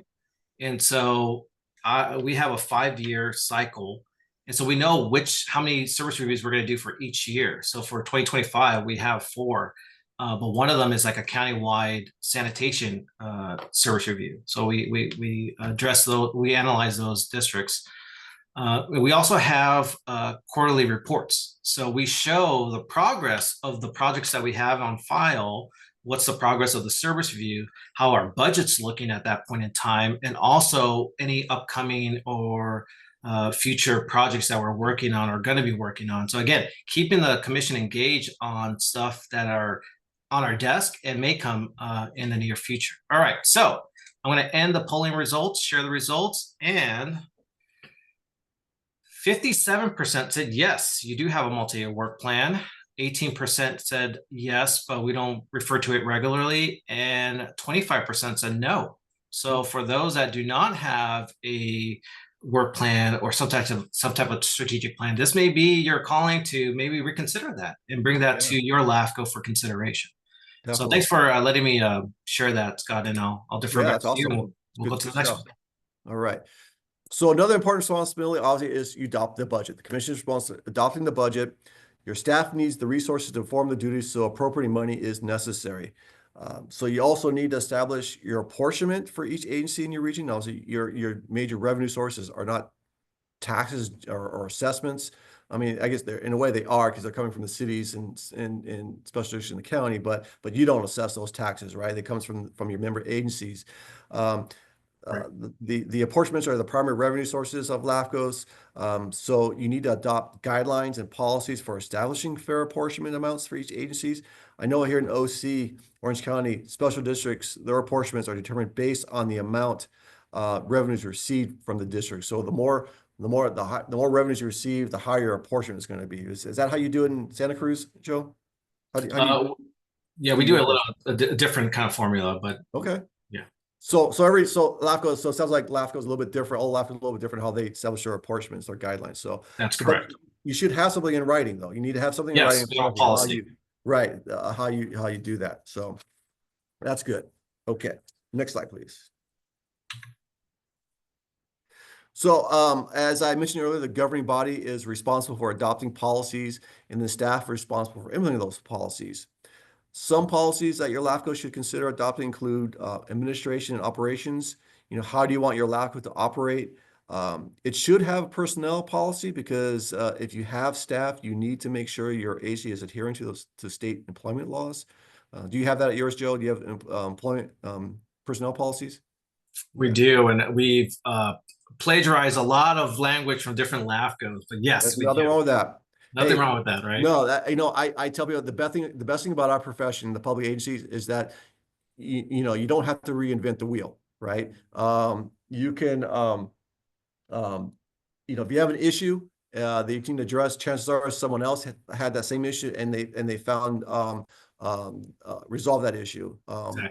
So that's where the networking is extremely important, right? That's really important that you can talk to your colleagues. Hey, here's a particular issue I have. Have you ever dealt with that? And if they have, then they can share that information with you. It's great. So we talked about commission meetings. Do you follow Robert Rules of Order or Rosenborg rules? You definitely want to have some kind of parliamentary procedures in place. What about appointing commissioners? Do you have something procedures for appointing your commissioners? As I mentioned earlier, in Orange County, special district representatives are voted on by their peers from their special districts. Do you have adopted procedures for submitting applications? For instance, what's the application process if a special district wants to exercise their latent powers? Do you have that in place, right? Don't forget other important policies like conflict of interest and disclosure of political contributions. These are all policies you have in writing. And like Joe says, if you don't have it, just reach out to your fellow LAFCOs. Chances are they do, or your associations could help as well to help you write those policies. All right, next slide. So I mentioned this earlier. Commissioners have limited roles when it comes to human resources, right? You're not involved in evaluating employees' performance evaluations or performing disciplinary action, with the exception for one person or one position, and that's your executive officer, right? It's up to you to adopt policy procedures for your executive officers. You're involved reviewing his or her performance evaluations and disciplinary procedures if necessary. That's really your only HR duty is evaluating your executive officer. As I mentioned earlier, practicing good governance is a team effort that must include your executive officer. That's why it's very important to have trusting and respectful relationships between the commission and executive officer. One way to maintain that trust is open communications. Hopefully your executive officer is communicating with you on a regular basis. There are many different methods to communicate effectively. One way, like for me, for example, at the end of every week, whether it's Thursday or Friday, because we're off every Friday, I send my board a weekly update. It's a memo, and it just briefly describes what occurred in the district this past week, and I also explained them what meetings I attended, what meetings are coming up in the future, right? It's just to keep them in the know. I also have FaceTime with my board members once a month. I'll have two board members, either we'll do a virtual meeting or they'll come in my office, and I'll have some FaceTime with them, share them what's going on, and they can share with me any issues they want me to address. Emails are good as well. Anytime the press calls me, the first thing I do when I'm off the phone with the press, I'm calling my board to let them give them a heads up and say, hey, just be warned, a story's coming out. Here's what it's about, and here's what I said. So there's no surprises. I think it's extremely important that the executive officer or the general manager, city manager, make sure that their governing body is well in tuned, well informed of what's going on in the community. I always say you don't want them or you to step on a political landmine, right? So always keep them in communication. I think that is the best way to have great relationship with your executive officer is a robust communication program. Do not micromanage your executive officer. That's a good way to keep trust. Trust that your executive officer is fulfilling his or her duties. All right, you're not constantly pestering your executive officer on issues. Trust that they're doing a good job. Now, if your executive officer is not following through on your directions, then communicate that with him or her. You could also mention that in their performance evaluations. And that's also extremely important. Do not shy away from giving your executive officer an annual performance evaluation. It will greatly benefit him or her because it gives your executive officer an understanding of where you stand. Are there any improvements that he or she need to make? Is he doing a great job? What areas that they need to improve? Again, that's all part of that communication. So I know those are tough, and I know a lot of my colleagues kind of dread the performance evaluations. I look forward to it. I want to know what I'm doing well, what I'm not doing well. Am I meeting all my board's objectives? And I'm not, what am I doing wrong? I enjoy it. So don't don't shy away from giving your executive officer the performance evaluation, and must be done annually. The executive officer is also responsible for providing you all the facts and information so you can make decisions. I think we talked about that earlier. Again, if you don't think you have everything you need, ask your executive officer, and he or she will get that information to you. Okay. Moving on, almost done here. So commissioners have, another responsibility the commissioners have is retaining your legal counsel. Typically, you're gonna hire a law firm that has experience working for public agencies, including LAFCOs. I don't think, Joe, correct me if I'm wrong, I don't think, does any LAFCO have their own in-house counsel? I don't think they do. Probably. Yeah, we like Santa Cruz LAFCO and a lot of LAFCOs, we contract with BBK, Estes and Krieger. Some, Yeah. have a contract with county council. Yeah, it's just too expensive to have your own legal counsel. So contract that out. District council reports directly to the commission, but it's really important that the district council and executive officers have a good working relationships, because they are going to be collaborating together on LAFCO mandated issues. So they need to work well together. The district council is responsible for, writing resolutions, agreements, and assist with policy development.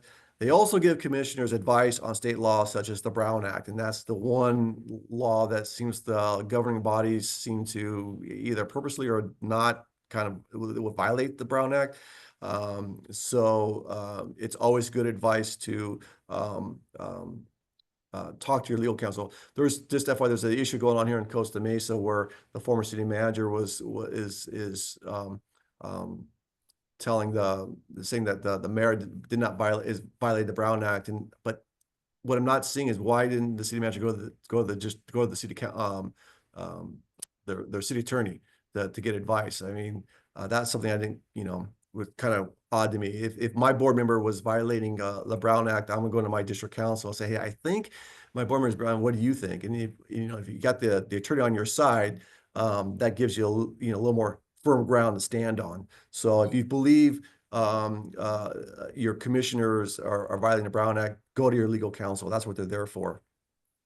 If only there was a CALAFCO U webinar dedicated to navigating the Brown Act. Let's keep that in mind at the end of this session. Yeah, definitely, absolutely. It's always a good idea to have a refresher training on Brown Act, because that seems like the most common law that the governing bodies are violating, and it could be just by accident, right? They're just it was a simple mistake, but it's very common, very common. And the thing is, if you're sued for violating the Brown Act and you lose, you're going to pay the plaintiff's attorney fees, and that can get kind of hefty. So consider that. Also, to save money, consider drafting resolutions, agreements, and policies, and then have your counselor just kind of review and edit it, because they're charging what, $300, $400 an hour. So you can run out of your legal budget here really quick if you're asking your district council to write from scratch, your policies and your resolutions. So here in my district, we do all that ourselves. We write our ordinances, our resolutions, our agreements, and then we just have our attorney review and edit. Saves time and saves money. Okay. Next one. All right. So we touched on this already about performance evaluation and personnel matters. The commission will approve the executive officer's agreement. Joe, do you have an agreement? Do you have an agreement with your commission? Yes. I think we signed one when we Awesome. joined the team. Hopefully all the executive officers have an agreement. I do a pre-conference session for the California Special District Association's annual conference. I do the session about people who want to become general managers, and one of the topics I always tell people in the audience is that they have to have a contract, right? It's good to have a contract in place, and so that's one of the commission's responsibilities, negotiating that contract. Or actually, the attorney will probably negotiate that on behalf of the commission, and the commission will approve that contract. That includes the salary and your benefits, any kind of stipends, all that stuff that could be negotiated on. So again, that's all approved by the commission. Again, they approve the benefit packages, job descriptions, and organizational structure, right? That's all the commission's responsibilities. Okay. Next slide. So, as I mentioned at the beginning of our session, LAFCO is one of the most influential government agencies that no one's ever heard of. So I remember a LAFCO, an OC LAFCO commissioner, he would always say, LAFCO is no laughing matter. That was his saying, right? Which is, I like that statement, but Charlie Wilson, right? yeah, very good. You remembered. Sure. So LAFCO commissioners have responsibility for engaging with all stakeholders, the city, special district, and the county, which I said earlier, I think LAFCOs do a very good job of that. It's the public side that is a little bit challenging. So there are a variety of methods you can implement. Here on the screen is a newsletter that Orange County LAFCO puts together. They send that out to all their member agencies, and then they put it on their website. Right, so the members of the public could see that. But here are some other engagement methods I have on the screen that you can do. I think, Joe, you mentioned the hybrid commission meetings, which are fantastic. Community surveys, smartphone apps, maybe want to consider that. Definitely have social media. I think all LAFCOs have that. And then definitely you'll have town hall meetings, which is not a bad idea to get the word out, what you do and why your organization is important to the region. They said, I mentioned one of my, the special district representative, an OC LAFCO, he will go visit all the special districts board meetings, and during the public comment sections, he would just introduce himself and let the board remind that, what LAFCO does and what they've achieved in the past. It's just a really great way to stay connected. Okay, all right, next slide. So commissioners are responsible for monitoring, evaluating, and revising for accountability. The challenge is finding the right degree of monitoring, right? So you don't want to micromanage because that drains your resources, it lowers morale, fosters distrust, and can hinder the agency's overall success. And you do too little, you lose your focus on accountability. And when there's no accountability, that it leads to a decline in public trust, unethical behavior, and inefficient and effective governance. So I believe the best way to monitor, evaluate, and revise accountability is establishing a performance measurement program. So a performance measurement program is a systematic approach to tracking, analyzing, and reporting the progress and accomplishments of a program. So we have one in my organization. You can go on our website. It's on the transparency page. You'll see performance measurements, and basically it's a particular outcome you're trying to achieve, and then you collect that data and you compare that data to the outcome or the goal you're trying to achieve. And if it's not achieved, then you would sit down with your staff and say, well, why didn't we want to achieve this outcome? It could be anomaly, or it could be a lack of resources. But the idea of the performance measurement program is to show continued progress of improvements, and it should align with your strategic plan as well, because your plan is a blueprint of where you want to go. Well, how you demonstrate you're going in the right direction, that's where the performance measurement will come in. It collects the data and you share the outcome results to demonstrate you're going that right direction or not. And if you're not, then you would develop programs to make improvements. Another, like, for instance, a good measurement could be like LAFCO's annual comprehensive financial report, which is something we all have to do, right? Your outcome is to receive an unmodified opinion, which is a clean version, right? That's your outcome, right? So that would be your measurements to have an unmodified opinion. And so then you do your audit, and hopefully the auditor would come out, yes, you have an unmodified opinion, you achieved your outcome. Now, if you didn't, hopefully the auditor would tell you why you didn't, and then you go make some improvements into your financial systems. So consider a performance measurement program. It's something that more and more local governments are doing. I know cities do it more than special districts. That's where I got the idea of performance measurement, from working from cities. I don't know. I think LAFCOs probably do some of it in their budgets, but not dedicated like other cities. But again, something to consider. So if you need to check out my district's website at the Costa Mesa Sanitary District, cmsd.org, and you just click on the transparency page and you'll see performance measurements.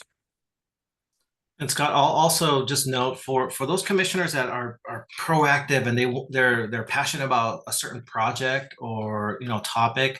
There's opportunities where I see commissioners can actually staff can utilize their expertise. For example, I have a commissioner who is an expert in the sanitation field.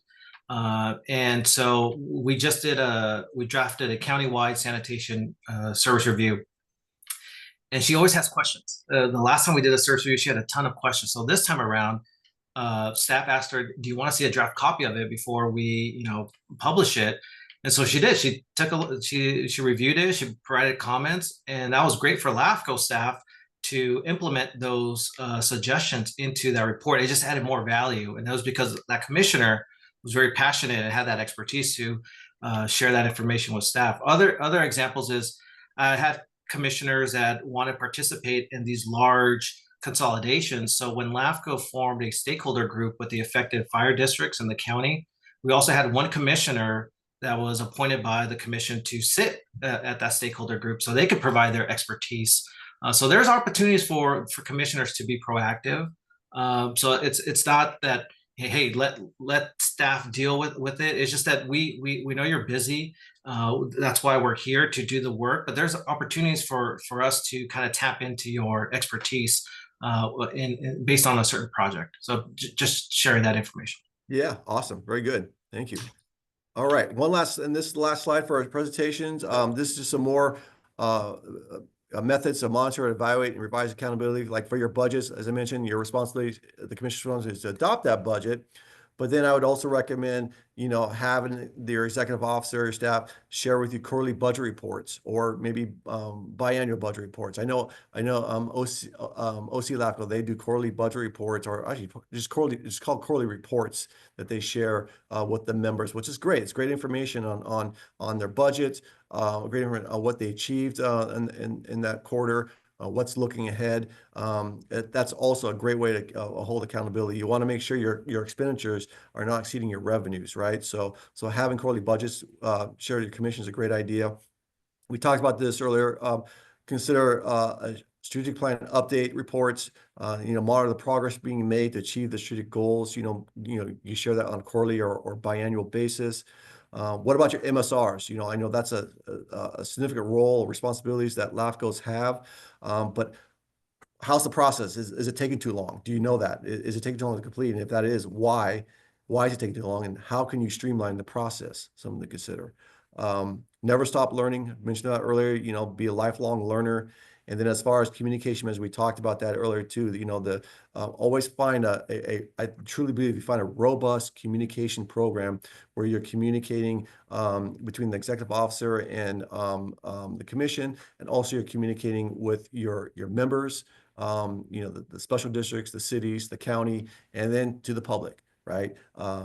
You do all that well, I think you will do that along with all your responsibilities. You have an effective, you practice being effective commissioners, you practice having good relationships, you do all that. I believe you'll be successful in good governance.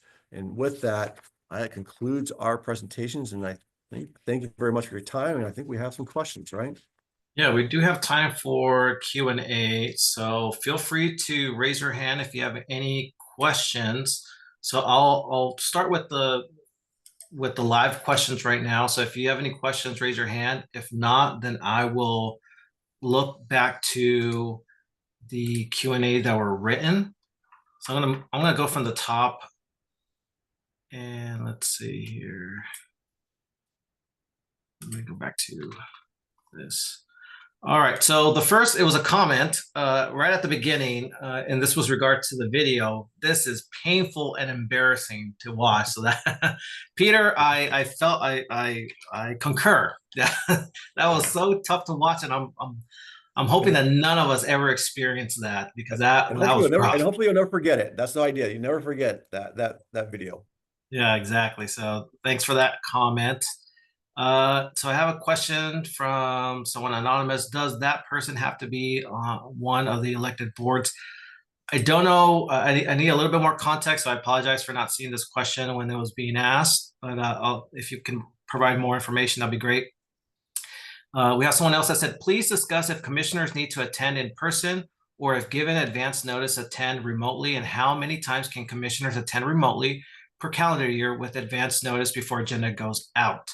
So Scott, you can chime in, but it's my understanding under the existing law when it comes to remote participation, there needs to be, you need to meet a criteria. So I believe it's one of two things. One, you're ill and you cannot attend the commission meeting, that you can join remotely. That needs to be identified before the beginning of the meeting, that you're attending this remotely because of your illness, or you're out because of a work-related trip. Those are the only two excuses under the existing law when it comes to like the Brown Act and remote participation. I don't know, Scotty, if you want to add more to that. No, you nailed it. And this is where you'd want your attorney involved on the process. So again, it's a good question to ask the attorney. If you think a board member or commissioner is violating that, then that's where the attorney gets involved. Right. And I don't think there's any like restrictions of how many times. You just have to meet that criteria. Yeah, agreed. All right. So we have a question from Bruce about, is policy required regarding the steps to remove a commissioner, like step 1, step 2, and the final step? So that I think it varies on LAFCOs and their local policies. For example, Santa Cruz LAFCO, I mentioned earlier, we do have a policy that if a commissioner, whether it's regular or alternate, are absent consecutively, then we call the question to have that commissioner removed. And what the step is, we bring it to the commissioner's attention. Next is, if nothing is resolved, then we bring it to, in this case, the Independent Special District Committee or the City Selection Committee or the Board of Supervisor staff, and bring it up to their attention to take action. And at that meeting, in the example that I gave earlier, at that city selection, that special district selection committee meeting, that's where it was discussed. Let's keep the current commissioner. They've indicated that they won't do it again. They didn't understand that they had to be there, and it worked out. So we didn't have to go to the final step of actually removing. So that's something, it depends on your LAFCO and your local policies. This, the Cortez-Knox-Herzberg Act, that's where it states you can remove a commissioner. Is there any guidelines in that act that can help people develop a policy? I'm not sure. Some of the, the pros and cons of the CKH is sometimes it's vague. Yeah, and that means that's why LAFCOs adopt local policies to add more, clearer guidance on how to address certain situations. And again, that's just, I don't mean to be a dead horse, but that's another good example of getting your attorney involved. That's something you're going to definitely want an attorney involved to write a policy on how to remove a commissioner. So speaking of attorney, one question is, is the LAFCO board in charge of EO and the attorney, or is the EO in charge of the attorney? Well, the EO, the commission is in charge of the attorney. The attorney reports to the commission. Now, the attorney and the EO work together, and they should have strong working relations together. The EO can request the attorney to do something. I've asked my district counsel all the time, hey, can you please review this policy, or can you please comment on the staff report, right? But ultimately, the attorney reports to the commission. So the commission has the authority to, terminate the contract and go out to bid and find another attorney if they want to. That's totally up to them. But no, it's a hierarchy type relationship where it's the commission and then the attorney reports to the commission. All right, so let me see if I can get another question. So I have a question from a commissioner that says, if most have discontinued virtual public comment, do you feel that public engagement is better or worse? Repeat that question. If most have discontinued virtual public comment, Discontinued. do you feel that public engagement is better or worse? Well, here's the thing on virtual comments. It's a fine line you have to work. Personally, I think it's good for local governments to have virtual comments, because it's more easily accessible for members of the public. They can engage with their governing body, at their couch, maybe drinking a beer and engaging with their governing body. That's good. The bad thing is, and a lot of cities have experienced this, and I think a couple of special districts have, and those are what they call Zoom bombs. Have you heard, you know what a Zoom bomb is? So that's when someone kind of takes over on the virtual comment period and says racial comments or something that was just offensive, right? And those people who do those Zoom bombs, they're not even in your community. They're usually probably out of state doing that. And so that's why I think a lot of public agencies are going away from allowing from public comments to go on virtual public comments because of the Zoom bombs. And unfortunately, that's just a disservice to the public. I do believe it's a beneficial to the public, but I understand how you have to watch out for that, because those comments they make are free speech, right? They can say offensive, racist remarks in your public meeting, and that's protected by the First Amendment, and that's hard to listen to, and so that's why more actually are going away from live comment series. Now, well, for my district myself, I don't think we do that either. I think we stream our board meetings live, but if you want to make a comment, you have to come in public to do that, because we're just, you know, concerned for the Zoom bombs. Yeah, and I would just add that for Santa Cruz LAFCO, we've seen more participation ever since we provided this hybrid approach, because it's our commission meetings are at 9 o'clock on a Wednesday. So that's not an opportunity for a lot of people to get off work to go to a LAFCO meeting, but they're able to connect when there's a virtual option. So I've seen an increase or uptick in public participation because we offer that option of joining us in person or virtual. No, it's yeah, but and this is where Santa Cruz LAFCO uses Zoom webinar to prevent Zoom bombing. That does happen, and it's unfortunate, but it's rare. It's rare. So I would encourage LAFCOs to, you know, don't be afraid of having that virtual option, because there is a lot of benefits for people, especially for staff, when there's multiple board meetings, because there are board meetings at 6 p.m. and 5 p.m. In the past, I would have to choose, do I want to go to this sanitation district board meeting, or do I want to go to the city of Watsonville's board meeting, which is around the same time, and there's no way I can travel to both. With the virtual options, you know, I can go to each one and I can listen to a particular item and then log out and go to another one. So that, you know, there is benefits of having that virtual option. Absolutely, no doubt there's benefits. It's just unfortunate there's just a few people out there that's rooting for everyone else, and right. You know, if someone starts making racist remarks, you can't shut them down, because then they'll sue you for violating their First Amendment right. Right. You know, it's frustrating. It's extremely frustrating. It's unfortunate.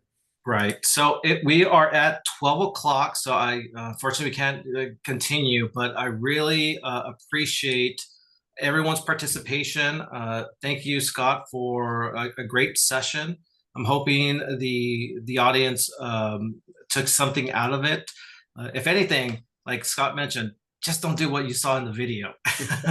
Whatever you do, don't do that.